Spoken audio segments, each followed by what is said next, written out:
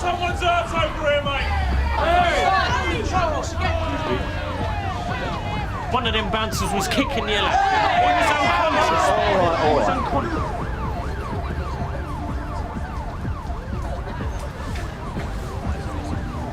Sierra Oscar 595. You all right, son? What you got yourself into this time, Paul? Go ahead, Tony. Yeah, Hoxton Road. Ambulance required. One male, conscious, head injuries. Yeah, received, Tony. Right, if you didn't see what happened, I want you right back here! Look, if you have anything to say, you can give a statement to one of these officers. Yeah, I saw it. Great, you can tell that to the officers, okay? The rest of you, good night! What's the story, Tony? Paul Dawson, Sarge. Says one of the bouncers laid into him. Yeah? Hello, Paul. I'm Sergeant Steele. Hurt you badly? He half killed him. Do you know which bouncer it was, Paul? Big one with the short hair. Him on the end. I want him nicked. Right, Tony, could you stay with him until the ambulance gets here? Narika, could you find out what the girl knows? So. Mike? So after you'd seen the bouncer take Paul out the fire exit, what did you do then? Well, we tried to help him, you know, but the other bouncers wouldn't let us, so we ran out the front door, and there he is, out cold. Can you identify the bouncer who did this? Of course. He was there on the front steps, look, with the short hair. It's just a spot of bother, officer. It's over. No, mate, it's not. Do you mind if we step inside? Be my guest.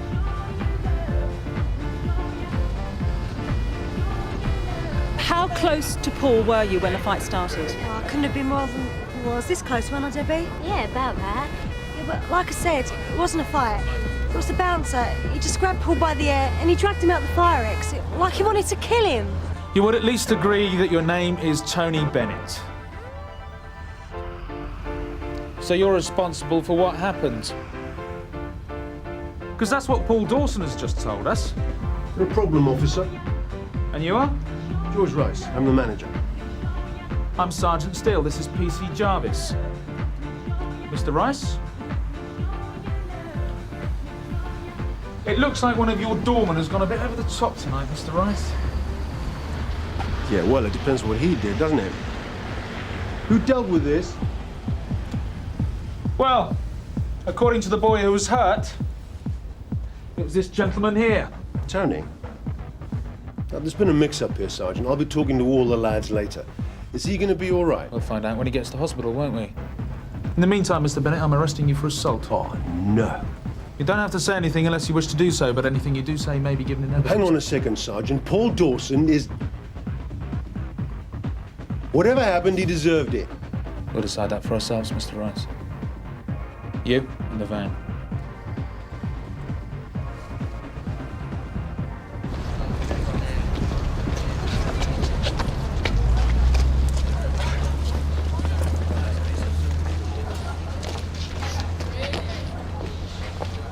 Gary? Oh, yeah. What did the lads' friends have to say, Narika? Oh, well, none of them saw the fight itself. The bouncer pulled him out into the alley, and by the time they got there, well, Dawson was on the ground unconscious. So we've only got Dawson's word for what happened after he was pulled out of the club. And we all know what that's worth. How do you mean, Tony? Known Dawson for years, Sarge. Since he was sniffing glue and bunking in school. If I'd have been here, I might have been tempted to have given him a kick myself, for old time's sake. Yeah, well, you weren't here. And until we establish exactly what happened, the bouncer's nicked. I'll give you a call later, yeah? I'll let you know how he is.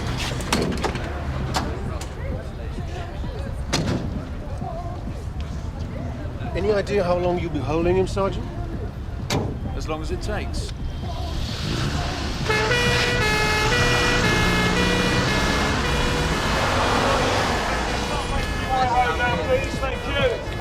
What's going to happen to the bouncer then? That's hard to know, sir. Reckon he'll go down for it? Is that what you want, is it? Yeah, for sure, man.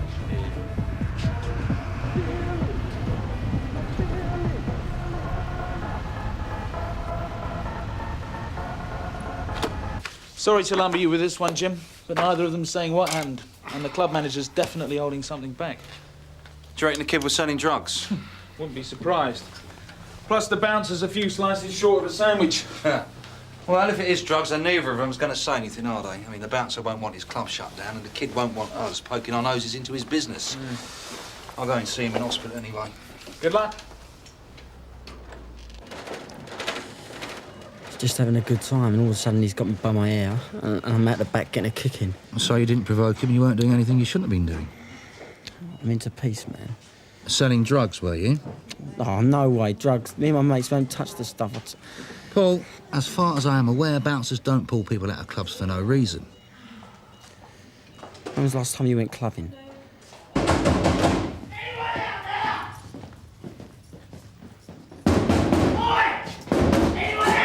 Yes! Took your sweet time. PC Bostock says you want to ask a question. I need to get back to work. It's costing me to be in here, you know. Well, you should have thought of that before you did the assault. You're free to talk, Sarge. Why can't I just come back in the morning? It's not my decision. Jim Carver just called from the hospital about the lad that got beaten up. Wait a minute. Yeah? He's got a verbal statement, but that's all the lad could manage. Then he passed out. Very convenient. Jim wants CID to take the case up in the morning. Cheers, Paul. Fetch Mr. Bennett another blanket, will you please, Adam? It can get very chilly in there later at night. Oh, this is great! 1981, age 14, Tony Bennett is expelled from another approved school. This time for setting fire to a fellow pupil's bed. Next 2 years he spends in Borstal. Escapes when he's 15 briefly, goes joyriding, gets as far as Bournemouth, robs an off licence, gets drunk, and wraps a stolen car around the goalpost of the local football club. Miracle he's still alive. At age 17, he joins the Parrys. Now, he's stuck that for 6 years. So he's still a head case, but now he knows how to kill people. And how to stay out of trouble, by the look of it. Since he left the army 3.5 years ago, he's only had one spot of trouble. Assault? You guessed it. Suspended sentence. Well, looks like his luck's run out at last. Scannell? Yeah, speaking. That's right. OK, yeah, thanks for letting me know. That's the hospital. They say Dawson's awake and stable if we need a written statement, but I reckon with what Jim got from him last night. We've got enough to charge Bennett already? Yeah, I reckon. Might even put his hands up. Yeah. We just want your side of the story, Tony. You've had time to think about it since DC Carver spoke to you last night. If you don't say anything to us now, you're going to give your brief a heck of a job in court. How's he going to explain your behaviour, eh? Anything you say then is going to sound like an excuse you've just made up. I was one of the doormen who dealt with the disturbance. That's all I'm saying. So why did Dawson and his mates point you out as the one who beat him up? The boy's vermin. Him and his mates. Filth. No jobs, no self-respect. So that's why you put him in hospital, teach him respect. Oh, this is brilliant. A toe rag like Dawson points at me, and that's enough to say I did it. You're saying Dawson's lying? I'm saying I wasn't the only doorman on duty last night. Was I? Well, if it wasn't you who beat him up, Tony, who was it? Have it your way. We've got a couple of witnesses. We're going to set up an ID parade. So you'll have to come back in a few days, see if Dawson can pick you out. Interview terminated at 9:24. So you're bailing me? No, we're going to see Dawson in hospital. Until we know what he wants to do, you can go back to the cells. Come on.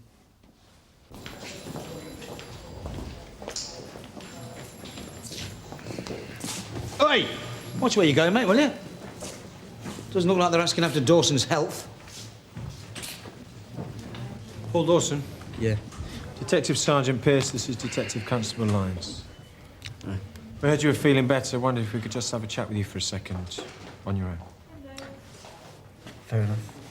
Right, with you lads? Yeah. See you later, right? Cheers, lads. You get the bloke who done it then? Hope so. Just need your confirmation. I don't follow. Paul, we need you to positively identify the doorman who injured you, just to make sure we got the right man. He cracked me head home, didn't he? We nearly did anyway. What do you need? Well, we need to set up an ID parade. Well, how long's that going to take? A few days, a week maybe. You're joking, ain't you? Was it a problem for you? Of course there's a problem. I want it dealt with. Just... Oh. Look, Paul, if you're worried about Bennett trying to hurt you, we can set up conditions. Just forget all that. Just bang him up. Finito. Well, we can't do that until he's charged. Perfect. Perfect. Look, Paul, even if you weren't needed for an ID parade, you'll still have to appear in court when he comes for trial. You just got to be sure you want to go through with this. Just forget it, all right? I never wanted the law involved anyway. Well, you did last night, so what's changed? You know, if you're dropping this, you wasted a heck of a lot of our time. You'll also have to sign a withdrawal statement. I can take care of him, me and my mates. Not a good idea, Paul. Best leave it to us.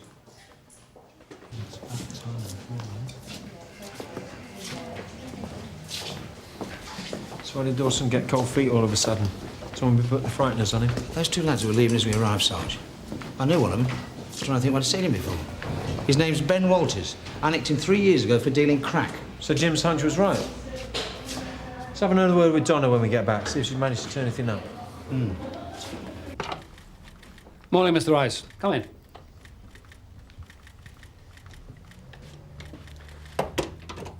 You've gathered why I'm here. Incident last night.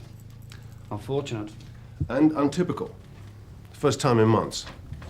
Security at any club is a delicate business, George. That's why you have to be so careful who you employ. Well, I am, Mr. Cato. That's why I came and I showed you my list the first week you were at Sunhill. We established some of your employees have a tendency to be overzealous. And I've got rid of them. Since then, I've built a good team. They work together, they stand behind each other, they're loyal. Let's not forget, Chief Inspector, these young men hold the line against hundreds of rowdy teenagers every weekend. Our young men do the same, George. 7 days a week. But we only recruit the best. You know, maybe you can afford them. I'm working to very tight margins. Well, hundreds of customers every weekend. Not exactly hurting, are you? If I were to get the sums wrong and my club were to close, where would all the young people around here go on a Friday and Saturday night? Probably stay at home and watch television. Those that cause mischief would be arrested. Yeah, well, of course, that's the difference, isn't it? My lads can't arrest anybody. They can't call for urgent assistance. At the door, they've got just 2 seconds to decide. Is this lad underage? Is this lad drunk? And if they get it wrong and they let them in and there's trouble, then they've got to face them down, eyeball to eyeball. One of them put a boy in hospital, Mr. Rice. Yeah, well, all right, maybe you went a bit too far, but there are ways of having a good time and ways that aren't. And that Dawson...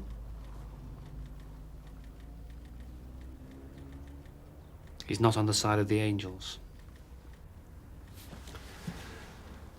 Mr. Cato, kids these days, they want to do what they do and dance all night. You know as well as I do. And actually, there's no harm to anyone. They're a lot less trouble than some of the clubs I've run where they drink all night. But there has to be a line drawn. And in the end, it's down to my doorman. And that's all Tony Bennett was trying to do. If you're telling me you've got a drug problem at the club, Mr. Rice, we'll come and sort it out for you. No, Mr. Cato, that's not what I'm saying. So long as I've got people like Tony Bennett on the door, I don't have a problem. Do you see? All right, maybe he went a bit too far last night, but Tony, you know the kind of jobs he was being offered when he left the army? Armed robbery, contract killing. And he could have done it too, but he didn't. He turned it down and he came and worked with me. Oh, Danny, give me a moment, could you, George? You're dealing with the bouncer at the club, aren't you? That's right, sir. Yeah, I've just been speaking with the manager. Sensitive area. You let me know what you decide to do. Certainly, sir. As soon as we get to the bottom of it. This way, George. That's him. He was with Dawson today. Yeah? Yeah. Here he is. Any luck? Thanks, Sarge. Dawson's flatmate, Sarge, known to the area drug squad. Yeah? Thanks. Kevin Fletcher. He was under observation for a fortnight about a year ago. And now he's shacked up with Paul Dawson. Terrific. So if this was about drug stealing, why didn't Bennett tell us? Maybe he's involved himself. Knowing his record, anything's possible. Dawson didn't want to talk about it then? No, and that's what puzzles us. See, we've made some inquiries, and we've reason to believe that he may be a drug stealer. Oh, yeah? Is that something you knew about by any chance? Is that why he threw him out last night? Tony, a simple question. Has Dawson been dealing drugs at the club? Yes or no? Can you speak up with the tape, Tony? All right. Maybe. Why didn't you mention it earlier? Nothing to say. How'd you figure that? None of your business, is it? Dealing drugs is against the law. What do you think I am, stupid or something? Yeah, maybe. Maybe stupid enough to get involved in the business yourself. Turn a blind eye to Dawson's dealing, and for that, he gives you a percentage. Is that how it worked? And that's why you beat him up, because he let you down, because he owed you money? And how long's it taken you to figure all this out? I'm right, aren't I, Tony? If you think that, Then stick me away. Think I couldn't handle it? You don't know anything about me. What you gonna do? Hold me here till I sign a confession? All we want to know, Tony, is the truth about last night. Like I said, no comment. What's the point in all this, Tony? Who are you trying to protect?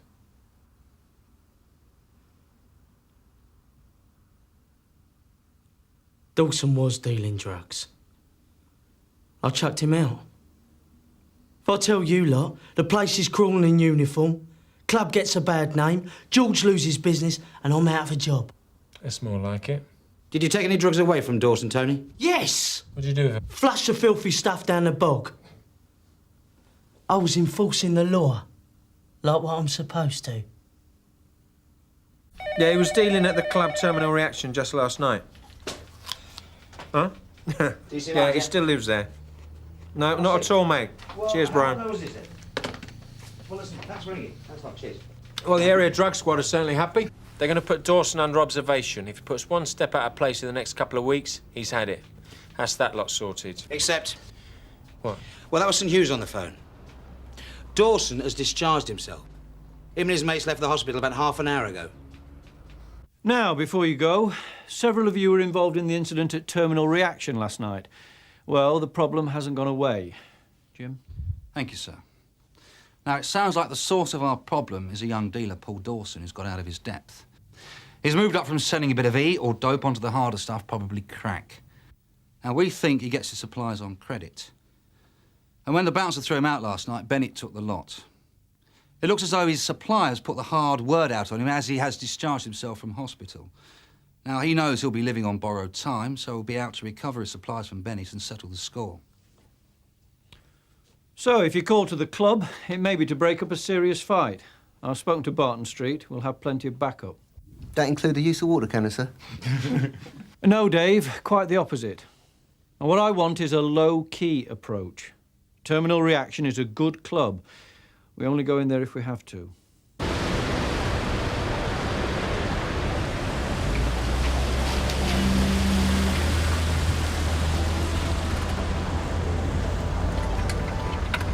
All quiet on the western front. Ah, Mr. Rice. About this lad who got beaten up last night. Dawson? Yeah, he's out of hospital already. He might be looking to settle the score. So if he does turn up, don't provoke him. If there is any serious trouble, call us. We'll deal with it. Okay? Listening to this, Tony? Good. And I suggest you keep well away from the front door this evening. You what? He's protected well enough with the lads around him. Yeah, well, we wouldn't want to tempt fate, would we, Mr. Rice? Hold on, give us a fact first. I said no. Give us a fact. Look, when you think about it, Dave, Outbox just as bad as most drugs, isn't it, mate? And you've tried them all, have you, Reg? No, look, I'm being serious. The way he's carrying on up with a few too many. Oh, evening, son. Reg, forgive me if I'm wrong, but the pound of car's that way, isn't it? Oh, yes, Sergeant, it is, but when my PR's on the blink, I'm going to get a replacement set, if that's all right. Yeah, fine. Carry on. I'll see you out then, shall I? Yes, madam, but the problem is you're not covered by your sister's insurance. What you see, the car is covered, but you're not. But what I'm trying to say is she told me that I was. Here, Adam. So how can that be my fault? I can buy your PR, could I, mate? Excuse me for just a second, madam. What's wrong with yours? Well, it doesn't seem to be working. You tried turning up the volume, Reg? All units, Sun Hill. Amazing what a bit of technical know-how can do. All units, Sun Hill, regarding the disturbance. Terminal reaction, Oxford Street. The fight is taking place outside one of the fire exits. 5 youths with scaffolding bars attacking one of the club doormen. Sierra Oscar from Sierra Oscar 2, show us on way. Reg, come on! You all right, Dave? Cheers, mate. Don't mention it. Sierra Oscar from Sierra Oscar 8-5, show us assisting. Down there, mate!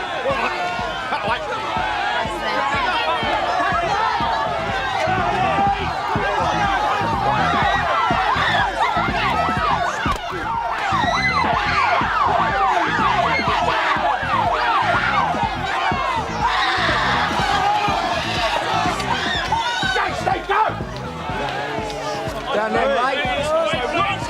Excuse me!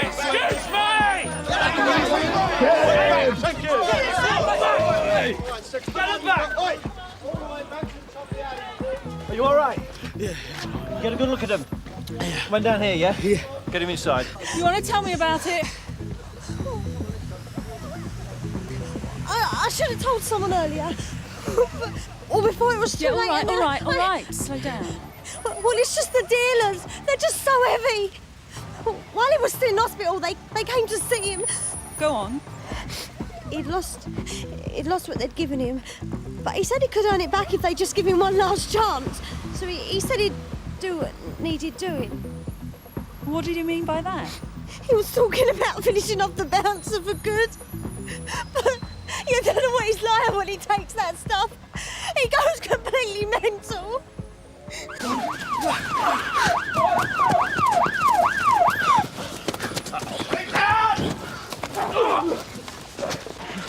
Go on, hurry up! On him! Oi! Oi!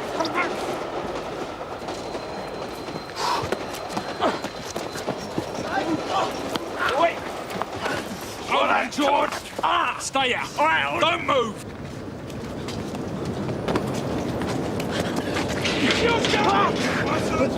Oi! Come here!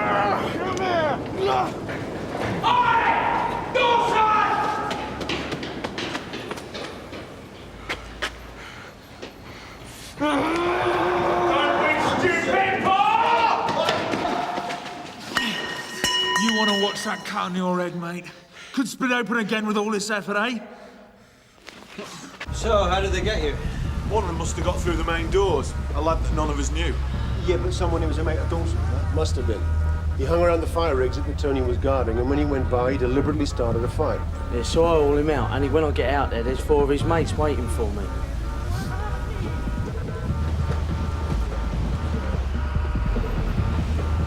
You want to get that scene too? It'll take a lot more than a prat like him to get rid of Tony. Come on, lads, you've got a club to run.